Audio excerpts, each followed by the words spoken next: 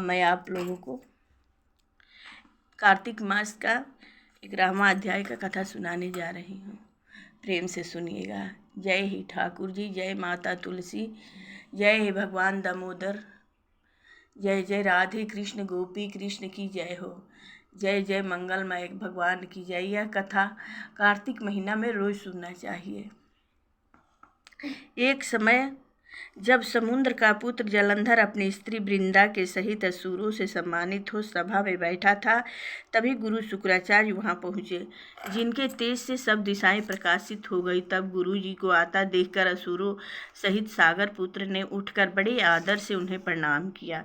तेजस्वी गुरु जी ने सबको आशीर्वाद दिया। फिर उनको एक दिव्य आसन पर बैठाकर सब दैत्य भी यथास्थान पर बैठ गए और सागर पुत्र ने नम्रता से यह प्रश्न किया, हे गुरुजी, राहु का सिर किसने काटा था? आप हमें यह बताइए। इस पर श्री शुक्राचार्य जी ने विरोचन पुत्र हिरण्यकश्यप और उसके धर्मात्मा पौत्र का परिचय देकर देवताओं और असुरों द्वारा समुद्र मंथन की संक्षेप में सब कथा कहकर यह बताया कि जब समुद्र से अमृत निकला तो उसे देव रूप बनाकर राहु भी पीने बैठ गया। इस पर इंद्र के पक्षपाती भगवान विष्णु ने राहु का सिर काट डाला। यह सुनने के साथ ही जलंधर के नेत्र लाल हो गए। उसने बड़ा क्रोध किया। फिर अपने धस्मर नामक दूत को बुलाकर गुरु का कहा हुआ सब वृतांत सुनाया और आज्ञा दी कि तुम शीघ्र ही इंद्रपुरी में जाकर इंद्र को मेरी शरण में लाओ। धस्मर जलंधर का बड़ा निपुण दूत था। वह शीघ्र ही इंद्र की सुधर्मा नामक सभा में जा पहुंचा।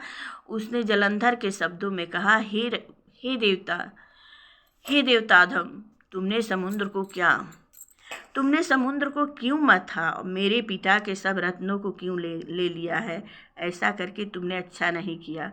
यदि तू अपना भला चाहता है तो उन सब रत्नों सहित देवताओं के साथ मेरे शरण में आ, अन्यथा हे सुराधम, मैं सत्य कहता हूँ कि तेरा राज्य ध्वंस कर दूंगा। इंद्र यह सुनकर बहुत विस्मित हुआ और कहने लगा, पहले सागर ने मेरे भय से सब पर्वतों को अपनी कुक्षी में क्यों स्थान दिया और मेरे शत्रु दैत्यों की क्यों रक्षा की? इसी कारण से मैंने उनके सब रत्न हरण किए हैं। मैं सत्य कहता हूँ कि मेरा द्रोही सुखी नहीं रह सकता। इंद्र की बात सुनकर वह दूत शीघ्र ही जलंधर के पास आया और सब बातें उसे कह सुनाया, जिन्हें सुनते ही वह दैत्य क्रोध के मारे अपने होठों को काटने लगा और देवताओं को जीतने के लिए उसने उद्योग आरंभ किया। फिर तो सब देवताओं तथा पाताल से करोड़ों दैत्य उसके पास पहुंच गए। शुंभ निशुंभ सेनापतियों को साथ लेकर जलंधर इंद्र से युद्ध करने लगा।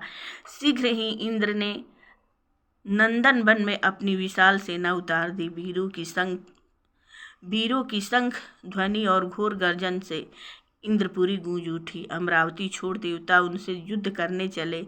भयानक मार काट हुई। दोनों पक्षों के आचार्य अपने अपने मृतकों को जिलाने लगे। असुरों के आचार्य गुरु शुक्र अपनी मृत संजीवनी विद्या से और देव गुरु बृहस्पति द्रोणागिरी से औषधि लाकर मुर्दों को जिलाते रहे। इस पर जलंधर ने अपने गुरु शुक्राचार्य से क्रोधित होकर कहा, मेरे हाथ से मरे हुए देवता जी कैसे जाते हैं? जिलाने वाली औषधियाँ तो सब आपके पास ही हैं, फिर यह कैसे संभव है? इस पर श्री शुक्राचार्य जी ने गुरुदेव श्री बृहस्पति जी द्वारा द्रोणागिरी से औषधि लाकर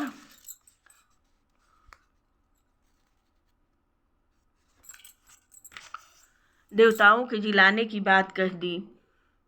यह सुनकर जलंधर और भी क्रोधित हो उठा। शुक्राचार्य जी ने कहा, क्रोधित क्यों होते हो? यदि शक्ति है तो द्रोणागिरी पर्वत को उखाड़कर समुद्र में फेंक दो, तब मेरे कथन की सत्यता प्रमाणित हो जाएगी। इस पर जलंधर क्रोधित होकर शीघ्र ही द्रोणागिरी पर्वत के पास जा पहुंचा। अपनी भुजाओं द्वारा उसे जड़ से उखाड़कर समुद्र में फेंक दिया। वह भगवान शंकर का तेज था, जिसमें जलंधर की कोई विचित्रता नहीं थी।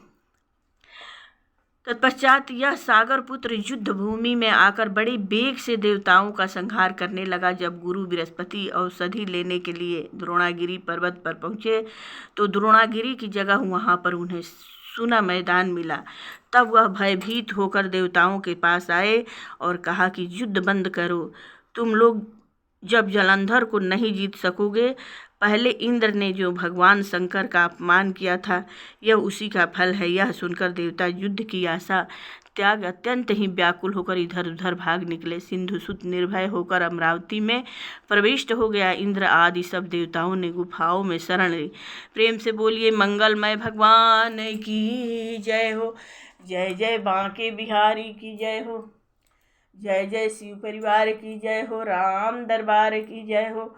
गोकुला मथुरा वृंदावन धाम की जय। वृंदावन बिहारी लाल की जय हो।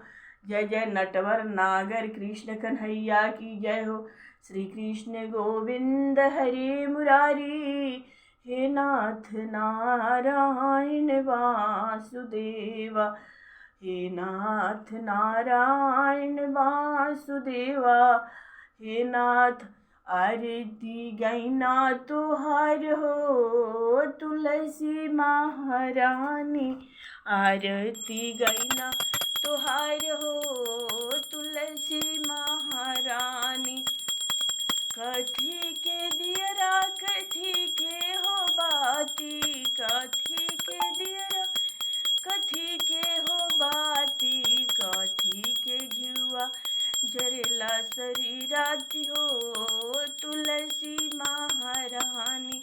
सोने के दियरा कपूर के बाती, सोने के दियरा कपूर के बाती, गैया के घिउआ जरेला शरीराती हो तुलसी महारानी। गैया के घिउआ जरेला शरीराती हो तुलसी महारानी।